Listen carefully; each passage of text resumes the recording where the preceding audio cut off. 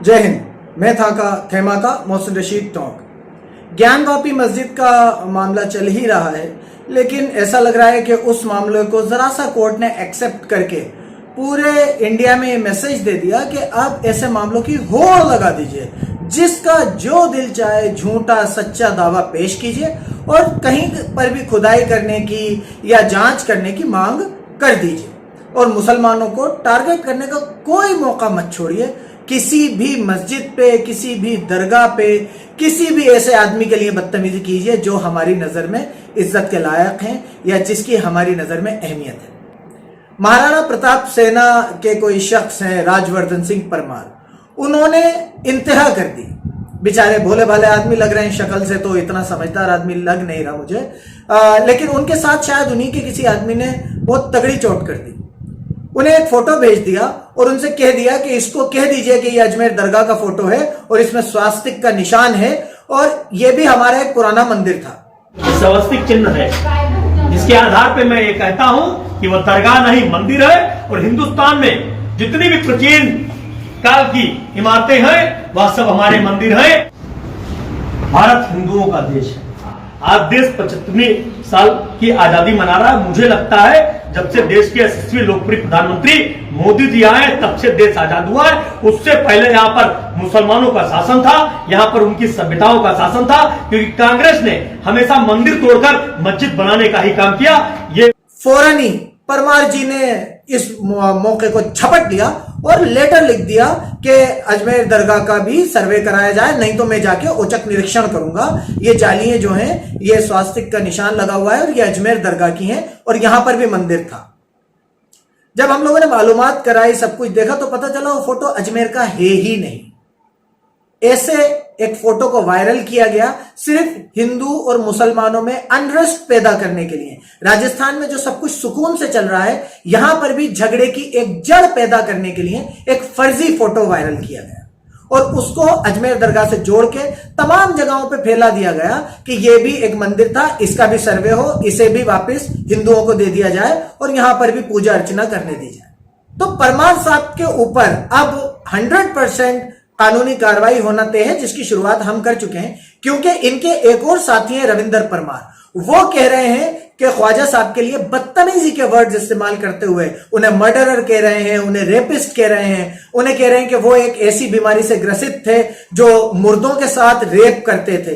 तो ये जाहिलाना बातें जो ख्वाजा साहब के लिए कही गई हैं, वो किसी भी कीमत पर बर्दाश्त नहीं की जाएंगी। ये बात आप 100% यकीन से मान लीजिए।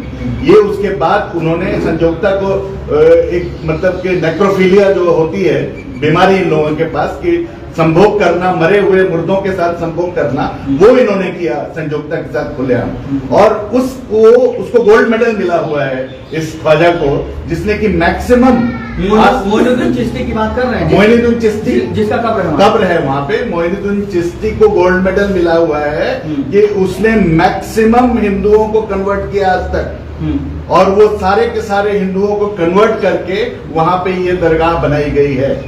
और ये दरगाह जो मर्डरर है, जो रेपिस्ट है, जिसने सब लोगों को मार के अपना बुलंद वो किया, उसको कैसे मान लें हम? राजवर्धन सिंह परमार, रविंदर परमार और जिस लड़के ने, जो भी राजीव चौहान करके कोई आदमी है, उसने इस फोटो को वायरल करने में, झूठ के साथ वायरल करने में जो अहम भूमिका निभाई है, हम इन सब पे और जिन लोगों ने भी इस फोटो को शेयर या वायरल किया है, उन सब पे भी फौरन कानूनी कार्रवाई करेंगे और हमने ये काम शुरू कर दिया है। इसके साथ साथ राजवर्धन सिंह जी ने एक बात और कही कि मैं खुद जाऊंगा और औचक निरीक्षण करूंगा अपने समर्थकों के साथ। तो मैं परमार साहब से कहना चाहता हूं, परमार जी, महाराणा प्रताप सेना नाम दिया है आपने अपने संगठन को, अपने बात से मुकरिएगा मत।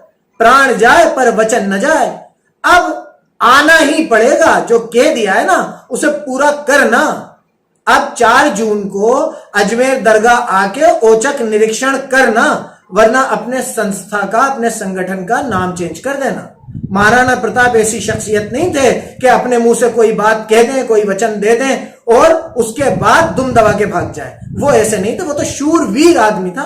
तो उनके नाम पे अगर संगठन चला रहे हो तो उनके जैसे काम करके दिखाने पड़ेंगे। अब यू टर्न मत लेना। अब ये मत कहना कि हमें सरकार ने रोक लिया, हमने पुलिस ने रोक लिया। अब तो या तो जेल जाना या फिर सीधे अजमेर आना, और अगर जेल चले जाओ तो जब निकलो फिर वापस अजमेर आना और फिर जेल चले जाना। अब तो जब तक अपना एम, अपनी जबान जो अपन ने दे दी वो पूरी ना हो जाए तब तक घर मत बैठना मेरे प्यारे, वरना लोग मुंह पे थूकेंगे।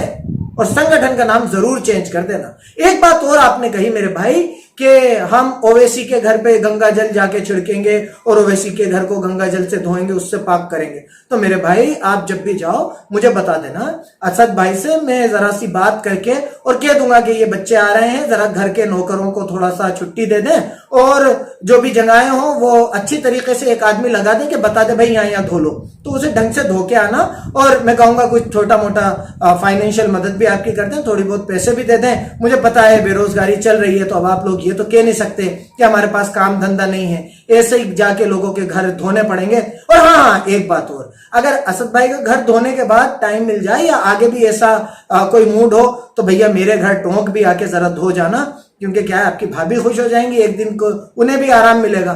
तो यहाँ का भी एक दिन का प्रोग्राम जरूर बना लेना, है ना, इसमें थोड़ी सी गुंजाइश निकाल लेना। ये तो एक भाईचारे की बात है, आपको रोजगार मिल जाएगा, हमारा काम हो जाएगा। वैसे भी इंडिया अनएम्प्लॉयमेंट से परेशान है, तो इसमें दोनों का ही फायदा है, इसमें कोई परेशानी की बात नहीं है। दूसरी बात ये, अगली बार कोई भी दावा करो ना मेरे भाई तो जरा सोच समझ के करना।